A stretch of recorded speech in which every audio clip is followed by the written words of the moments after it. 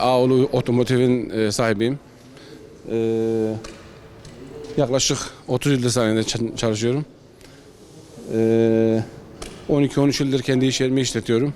Şimdi kış aylarında özellikle dikkat etmemiz gereken şey en önemlisi antifrizdir. Tabii kullandığınız antifriz de çok önemli. Markası dandik olmaması lazım. Ondan sonra kullanmış olduğunuz yağlar çok önemli.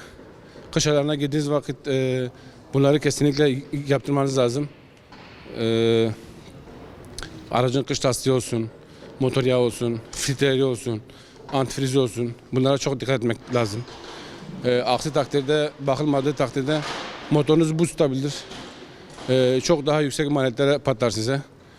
Yani güvendiğiniz ustanıza, servisinize, tamircinize gidip bunları yaptırmanız lazım. Yani budur işte, bunları dikkat etmeniz lazım. Antifriz mevsimliktir. Yani üzerine su bırakılmadığı takdirde kolay kolay derecesi gitmez yani. Yani eksi 20 ise 20 kalır. Ama zamanla, yani yılda bir genelde değişmesi lazım. Her sene değişmesi lazım. Antifrizin özelliği kış aylarında motorun içindeki suyun donmamasını sağlıyor. Yani aracınızda antifriz varsa rahat bir şekilde arabanızı istediğiniz yere bırakabilirsiniz. Antifrizin içindeki yani su gibi değil. Yani antifriz biraz da şekerli su olduğu için donmuyor. Eksi 20-30'lara kadar, 50'lere kadar, tabii kullandığınız antifriz markasına bağlı. Eksi 50'lere kadar da sıkıntı olmaz. Yani budur. Bunları kontrol edersiniz. Abi öncelikle araç bakımımız motor yağı.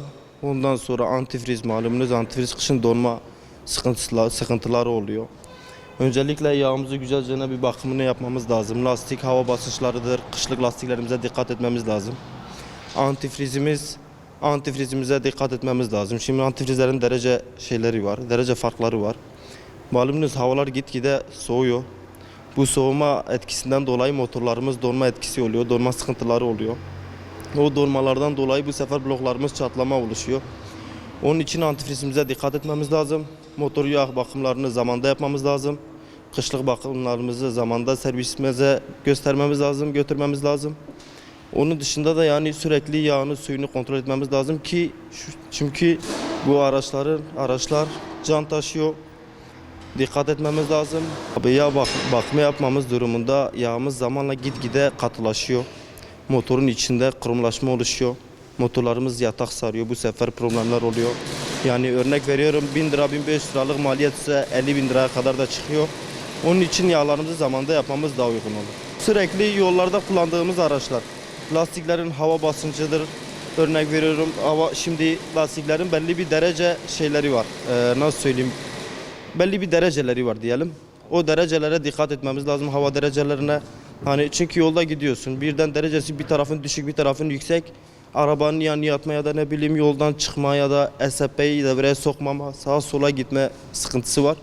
Onun için lastik havalarımıza dikkat etmemiz lazım. En son yani 10.000'de bir bunları kontrol etmen lazım. Ki zaten kullanıcı her gün bunu sabah arabayı çalıştırmadan önce kaputunu açıp motor yağıdır, yağ filtresidir, ne bileyim suyudur. Bunları kontrol etmesi lazım.